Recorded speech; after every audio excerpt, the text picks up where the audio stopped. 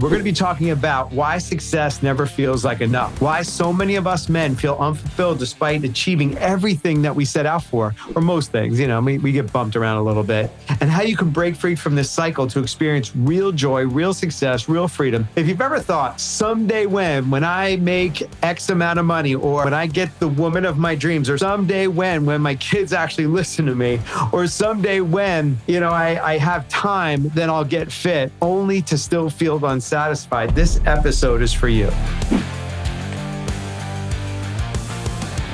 Gentlemen, welcome to the Inside Man podcast. I'm Gary Kadi, or as you can call me, I'm GK.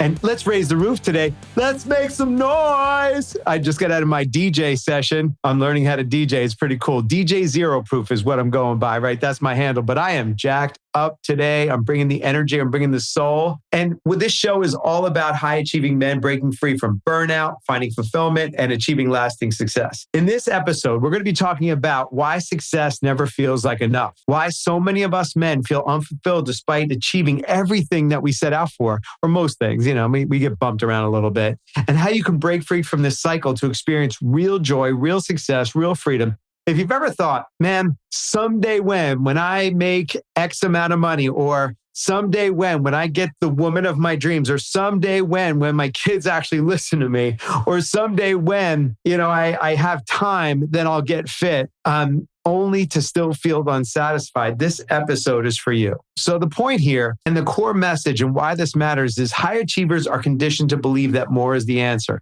More money, more success, more accolades. The problem is, no matter how much you achieve, it feels like it's never enough. And we often set new goals, right? And we do that even before achieving the ones that we've had.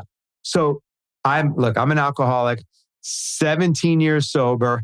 So my whole mantra is more is better. And, I don't, the other one is I don't belong here. So more is better. We'll do I don't belong here another time, but let's do the more is better, because I call it the black hole. I couldn't just have one drink. It would be like my first drink got me to my fifth drink, and my fifth drink got me to my 10th drink, until I was blotto because I didn't want to deal with life. Right. So that was my alcoholism. I'm using that as an example.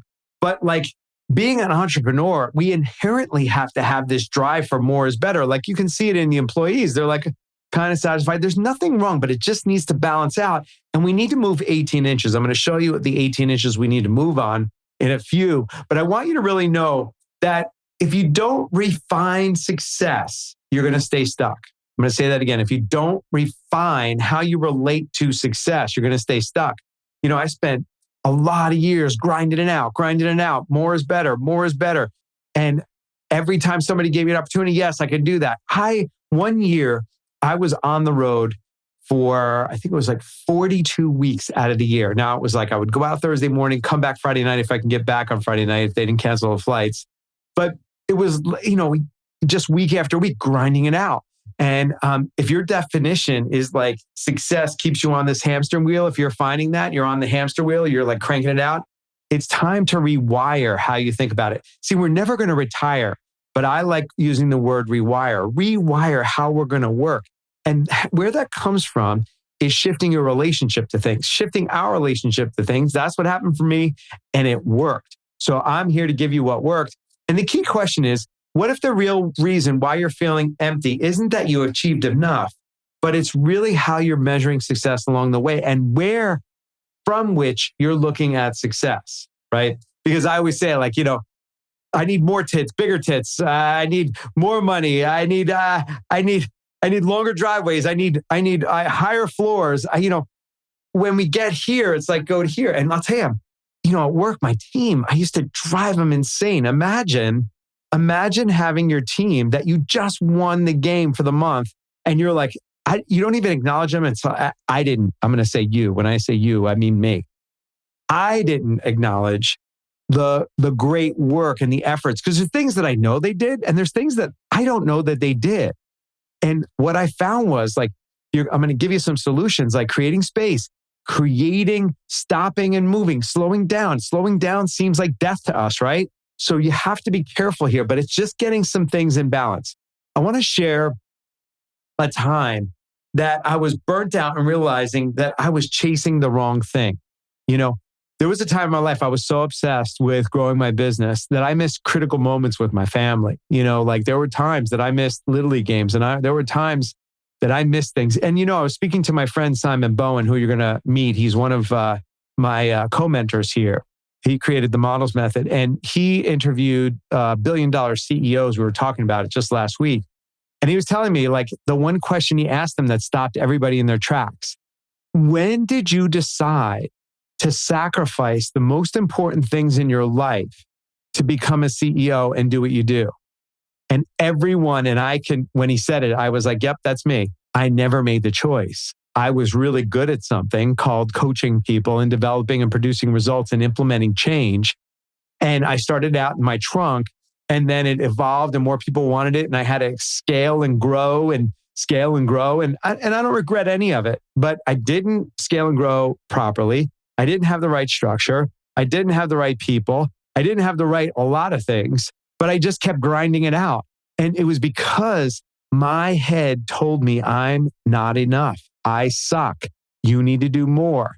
My wife said, don't drink too much when I was right on the cusp when she was going to throw me out. And I'm just going to drink just enough. But just enough for me is never enough.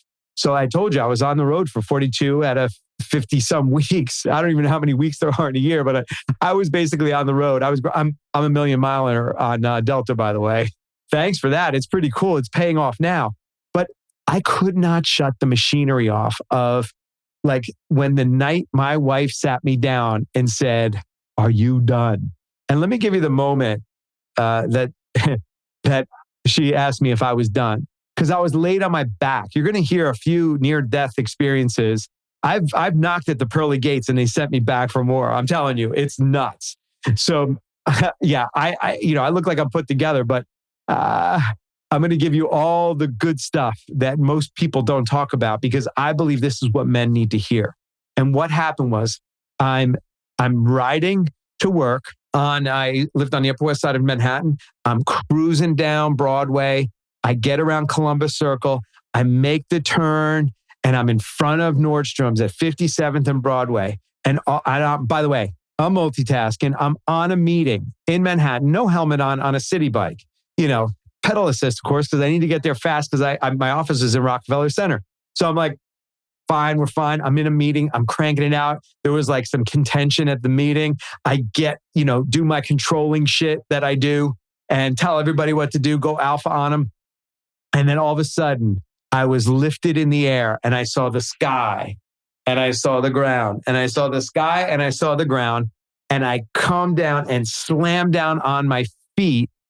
And in the air, I'm saying to myself, what the F just happened? I just got hit by a car. I realized that midair. And these are milliseconds, right? If you've ever had near-death experience, like there's milliseconds that happen that but everything's in slow motion. So here I am midair. I'm going, oh my God, I just got hit by a car. I hope the guy stops, because when I land, if I go into the car, I'm dead. So you hear, and I can hear all this, right, as it's going on. I land on my feet and take 2 seconds. I hear the guy jump out of the car, but then there's some guy in New York going, yo, you MFer. I saw the whole thing. If you sue that guy, I'm going to be in the effing court and your ass is going to lose that case. And I'm in shock. And normally, if a guy gets in my face like that, I'm going to take the guy out. I'm like scrappy like that. And I couldn't move. And I didn't say, I looked at the guy, and then I saw the guy said, oh, I'm so sorry. I said, it was my fault. It was literally my fault. And it was the first time I took responsibility for the unmanageability, the chaos, the shit that was piling up, because in my head, I'm making decisions on, I got to do more, and I couldn't do more. So I'm multitasking on a bike without a helmet in the middle of Manhattan, cruising like I own the road. At some point, we get our ass kicked. And by the way, one of the motivations to do this podcast is so you don't have to get your ass kicked. You could just get the solutions to the problems. That's what happened. When I sold my company, I was like, I'm going to take a bunch of time off. I did. It was awesome. I'm gardening. I'm DJing. I'm taking Italian lessons. I'm getting my Italian citizenship. I'm taking photography classes. I'm doing really cool stuff. And I needed to be in the business game. And so that's why I dove in and created this podcast and created a coaching program so I can help men, you know, jam the curve, not have to figure it all out on your own like I did for years, and then figure it out. My wife, we walked the dog in Central Park. We went to Bethesda Fountain and we're sitting there with the dog and she sits me down and she goes, "Are you done?" And I literally, it's called the iOS. I call it the iOS, the internal operating system of a high achieving man. You know, we have one in our phones, right? But it's like we actually have one going on and the mechanics are not for us.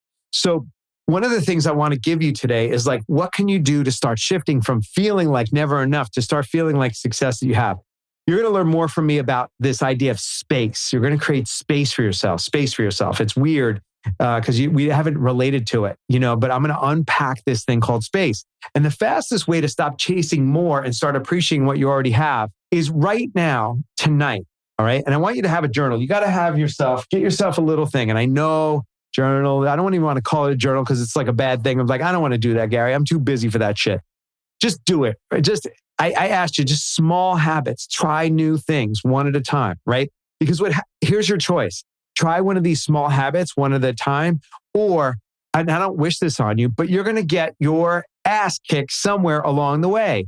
And the gift is the universe is ass kicking us to wake us up. That's all. Pain is the touchstone for transformation. So suffering is optional, by the way. You know, I'm a chronic joy, zero suffering. I used to have chronic suffering and zero joy. So the way to undo this, the way to start creating space is get yourself a little thing that you could have by your bedside. And before you go to bed, just write down 3 wins that have nothing to do with your career or money. This starts rewiring your brain for fulfillment. Now, there's a truth bomb here. Acceptance is the key to all your problems. You're going to learn from me awareness, acceptance, action. I call it the 3 A's. Awareness, acceptance, action. First, you become aware. Then you accept what's so. Then you get into action to change it. So I'll give you an example of this. Awareness is, I knew I was an alcoholic. You know, I knew I drank too much, but I was in denial about like I needed to deal with it. Until my wife goes, you know, dude, you don't have to stop drinking, but you can't stay here. I go, okay. So I went and got help and raised my hand and asked for help. And in the meeting, it was like, I said to me, you know, I'm GK. I am an alcoholic. You know what happened?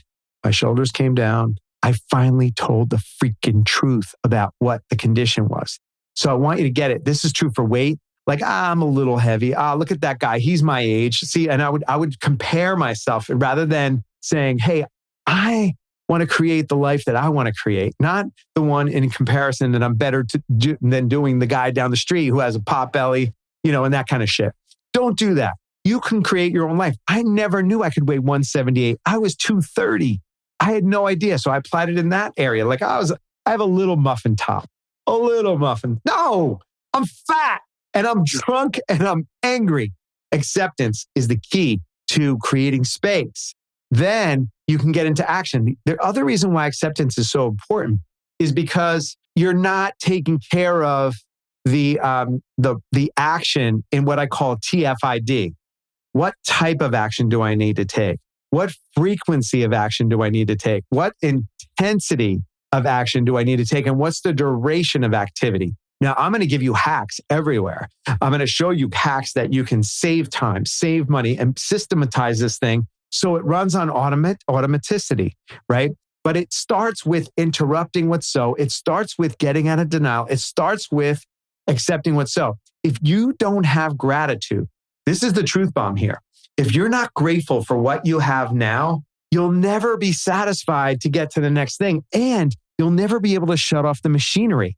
We need to interrupt the machinery. I call it the inner, unevictable inner roommate. If you don't shut off and start knowing how to get separation from the voice that's talking to you, there's no possible way to break free from this. And think about it. Can you sustain what it takes to run what you got going on right now? Probably not. If you're on this podcast, you're not sitting there going, yeah, I can do this forever. You know, that's what entrepreneurs tell me that they get from the work we do together. They're going, shit, if I knew this, I wouldn't want to exit my company. I would want to do this forever. It happens all the time. So begin to start defining your own success by not letting society dictate what winning looks like. Go inside. This is called the inside man. We want to start going inside, right? Go inside. So I'm going to pull out the Telestrator. I love the Madden Telestrator.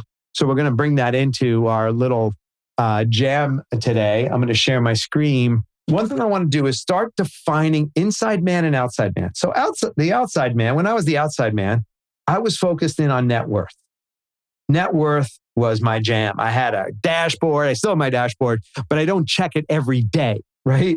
So my net worth was like how I was defined, right? Zeros and commas. So zeros and commas is like the pixels on a screen. Like, how many zeros do I have? How many commas? Now, different than net worth, because like I was like, stocks and real estate and all that good stuff. But like zeros and commas, like how much did I do today? How much did I do this month? Like hyper focused. And it's important. We're entrepreneurs. You have to have accountabilities in that area, but zeros and commas. The big thing was outside acknowledgments. My love language is like, please tell me I'm doing well, because, and we're going to do we're going to do an episode on this, is the validation that most men have need to come from the father. And the father doesn't always give that. Like my dad wasn't available because he had 2 jobs just to survive, keep us surviving. And ultimately what happened was I was like, my dad doesn't love me. And I spent my entire life until I came face to face with my dad and had the conversation that he did the best he could. And I didn't realize that. I was looking at like he's an ass. He never showed up for my all-star baseball games and things like that. So then I perpetuated into, I needed acknowledgement from my wife. She never gave me all this stuff. Outside acknowledgement. These are all outside man's type stuff. And then the big thing is toys, right? So you got toys. So let's go over the inside man. The inside man over here is self-worth. Now, how often are you going to work on self-worth? That's what this podcast is key in doing. We are going to get into self-worth like big time, because worthiness of self unlocks, it is the root cause of why things keep repeating in your life. Those same patterns over and over and over and over and over and over. Getting divorced if that's on your plate, or having money and not having money. This self-worth thing, the worthiness of self, is key in the whole game of that. And then, so we're moving from net worth to self-worth. We're moving from zeros and commas to what that actually provides. And we want to move to experiences. Like I took my son to, we're both Yankee fans, as you know, on the last episode. And man, I got him an insider experience he's going to be a journalist. So we met with the Yes Network and the reporters there. We met with Ron Guidry, a former Yankee, and Oswaldo Cabrera, a current Yankee. And it was like, then we watched the game and watched batting practice and we went behind the scenes and he felt so special. Those experiences that's what's going to matter on your deathbed, not, how many friggin' miles I cranked to go speaking events and such. The other thing is we're going to work on is positive self-talk. Here's what I've learned. I lived for this. This is the red zone, brothers. This is the red zone. And the green zone over here, green zone is positive self-talk. And we're going to be talking about the inner roommate here and developing, because you have ants. Ants are automatic negative thoughts, and they're automatic and they're negative. And then we believe them. I believe them. And then I acted out from that. That's where I was getting my motivation. It's the critical conversation that's in my head that motivated the crap out of me. I would tell myself I was a piece of crap in my rehab. Therefore, I got in the gym and I did rehab but you see, it's like, it's dysfunctional. It was effective for a certain point, but then it starts, robbing you. And then we move from toys to joys. And I use the word joys instead of happiness. There's something that happiness is like an outside thing. I'm happy because this happened or that happened. I'm talking about pure joy. Like you just wake up and you're singing songs. Like that never happened. I'd be singing, are we having any fun? That Volkswagen commercial. Are we having any fun? No, you've seen that. So, and the key thing here is 18 inches. 18 inches from the head to the heart. And when you move down and you spend 50-50 instead of 100-0, all of a sudden your experiences are going to be different and you're going to start being connected. You're going to start, having connected relationships in a way that you never thought were possible. You're going to have bulletproof money. You're going to have simplified health. All these things start showing up because you traveled 18 inches. So I want you to take the achievement versus fulfillment test here and ensuring your goals are actually going to lead to happiness. Before setting a goal for yourself, because I know we're all goal oriented, and I was like, we don't move goalposts here. It's like we find a way or die. That's the way I live. And that not everybody can live in that, especially team members, right? Employees don't always live that way. So will this goal bring me deep fulfillment? I kept myself so damn busy, no space, that I wanted to be a DJ forever. I wanted to get my Italian citizenship forever. I wanted to take photography lessons forever.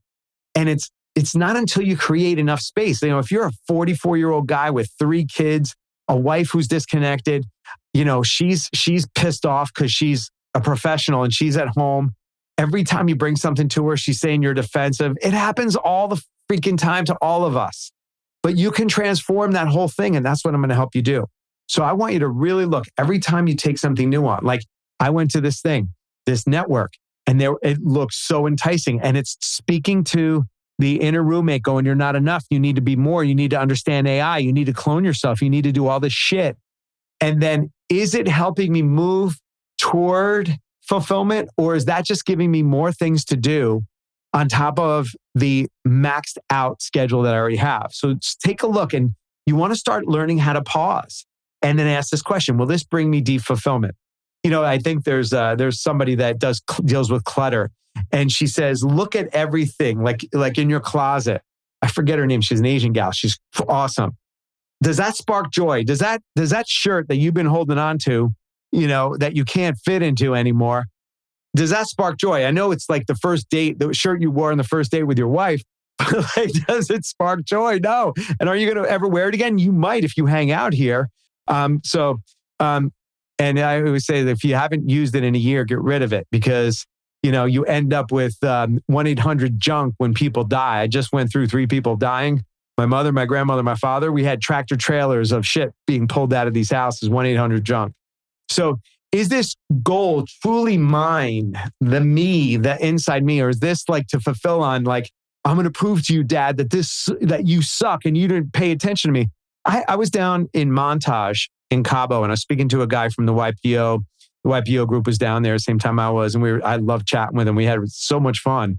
And they were like, he's like, my dad didn't even call me because we had a hip replacement. He was walking with a cane. I go, I just got injured. So we were sharing stories. And he's like, my dad didn't even, check on me how I was. And so like, he got to see, he's still in the proving to his dad, and he just wants his dad's attention. And sometimes you can't get it. If your dad's not alive, you can write a letter to them. There's things like you could do called, Dad, what I wanted that I didn't get, and Dad, what I got that I didn't want. And that's another bonus if you want to take that to your journal. So these are some things that you can start looking at. Write the 3 things down that are not on your radar for business or career, because that's really where we consume ourselves.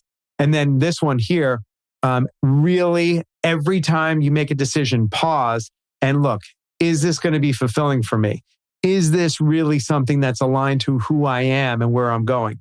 There's a difference between growing for the sake of growth and growing with intention. And I work with entrepreneurs to really get the alignment. Like first ask them, like, what's most important to you? And by the way, 9 out of 10 entrepreneurs can't answer that question. I was one of them. That's why I asked that question. And when we get to really what's truth, because I'll keep pulling away the onion, and it really is being connected and having fun and enjoying life. But going back to Simon's question to all these CEOs, we never chose this life. Most of us, it was chosen from an unevictable inner roommate telling us we're not enough. And that's really, what to look at. So success without fulfillment is failure. I want you to get that. Success without fulfillment is failure. And if you don't refine or rewire how you relate to success, it's always going to feel like it's out of reach. So what I want you to do is, don't forget, write 3 things down in your journal at night that are not connected. 3 wins. Start retraining your eye. I just took up photography. I can see different because I'm looking for different things. And when you start looking for different things, they start looking for you, and you start getting connected in a way that wasn't possible before. I want to also say that Send this episode to a friend. I love freely giving away information. And my ask of you, if you're getting value here, is to hear it and share it. And please subscribe so you never miss an episode of The Inside Man. This is Gary Kadi reminding you that real success isn't about more, it's about meaning. And I'll see you in the next episode.